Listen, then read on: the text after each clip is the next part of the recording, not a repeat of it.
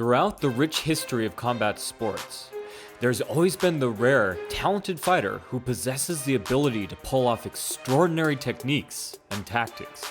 These signature moves are awe-inspiring because of the incredible skill required to execute them. So today, we're going to take a look at how 7 all-time greats pulled off the impossible, as well as the lessons that they can teach us. While his hook punch may have ended the majority of his fights, Tyson's shift back uppercuts stand out as his most iconic signature move. His positioning was so unique, they even animated it into the popular Nintendo game Mike Tyson's Punch-Out. Tyson mostly set up this special uppercut off of a rear hook.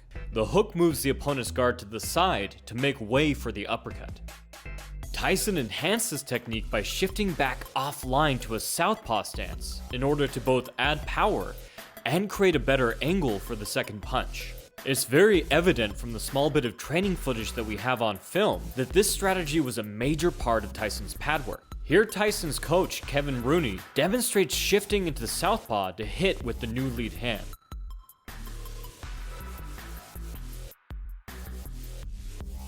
Taking it one step further, Tyson added even more power to the blow by throwing it in an unusual way. In his fantastic book Championship Fighting, the great Jack Dempsey suggests dropping down and then swaying your hips instead of twisting. Tyson took this to heart.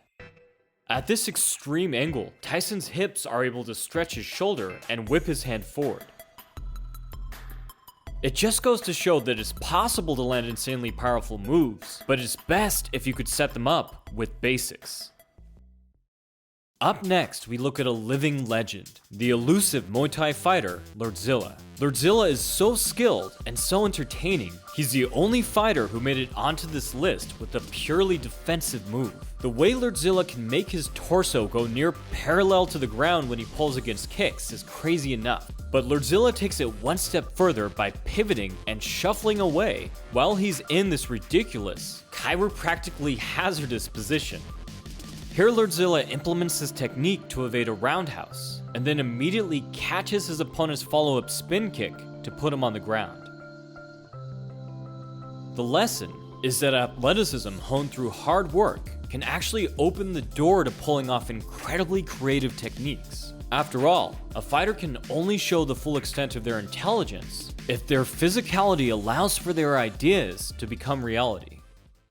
Muhammad Ali's second fight against Liston should have put all doubts about Ali's skills to rest. Instead, the knockout became one of the most controversial, highly debated sports moments ever. A great deal of fans and professionals in the boxing world believed that Liston had taken a dive for the mafia. Many claimed that Ali had never thrown a punch at all, giving rise to the conspiracy theory of the Phantom Punch.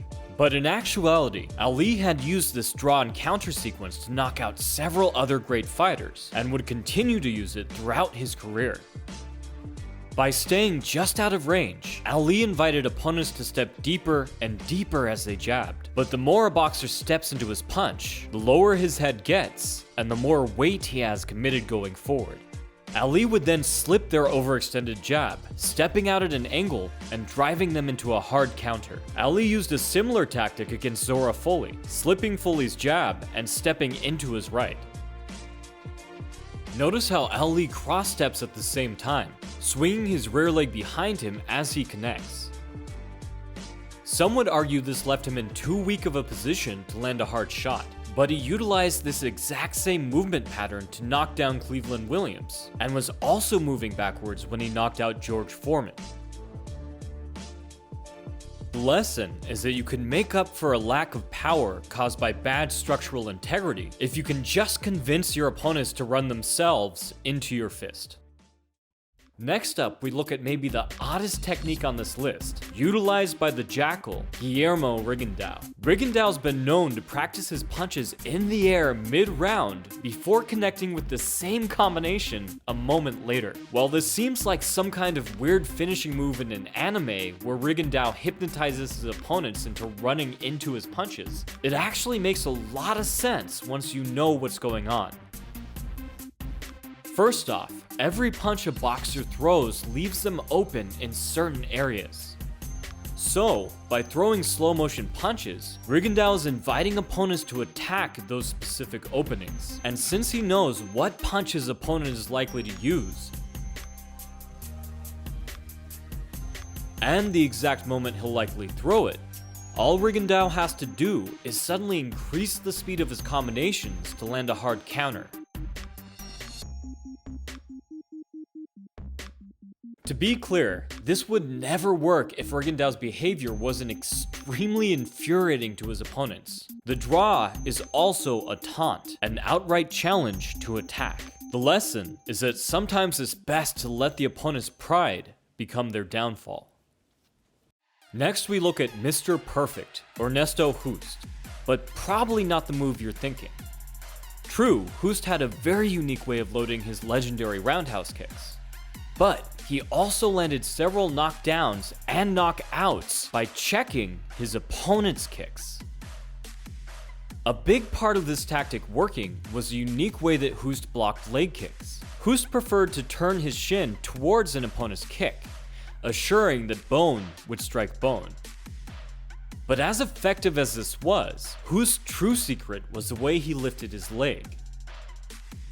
Hoost would lift his knee straight up as usual for body kicks, but for leg kicks, Hoost liked to simply pull his heel straight back. Not only is this quicker, it can also turn a check into a fight-ending knee. As a bonus, it's also a very effective way to defend calf kicks and side kicks, as I've espoused before in my book Aggressive Defense, and as Whitaker and Aldo have recently demonstrated in MMA. The lesson is that sometimes good defense is the best offense. Up next is Jersey Joe Walcott's walking uppercut, a move that was later pulled off by Big George Foreman in a slightly different way. Walcott was a master of feints and offbeat timing, and both helped him here. Fighting on the half beat means breaking the rhythm you've established and which your opponent has become accustomed to. Instead of continuing with your established tempo, you suddenly break your own timing and hit in between the beat. Walcott did this with his footwork and head movement along with his punches. And this knockout was no exception. Notice how Walcott suddenly reverses direction on the half beat mid-slip to set up a tremendous uppercut without breaking stride. With Big George, it was more a case of consistent rhythm, so smoothly blending the uppercut into his natural gait that the opponent never knew what hit him. Two opposite timing tricks from two legends to land the same punch and end the fight.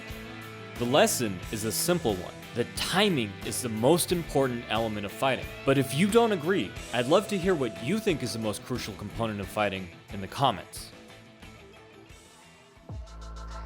Marvelous Marvin Hagler was one of the greatest fighters to ever live. Like most of his style, his brazen jab was a unique blend of techniques. The setup was similar to a gazelle punch, but rather than a hook, Hagler instead shuffled into a nearly linear punch. This meant that he could cover insane distance with the jab that hit just as hard as a cross.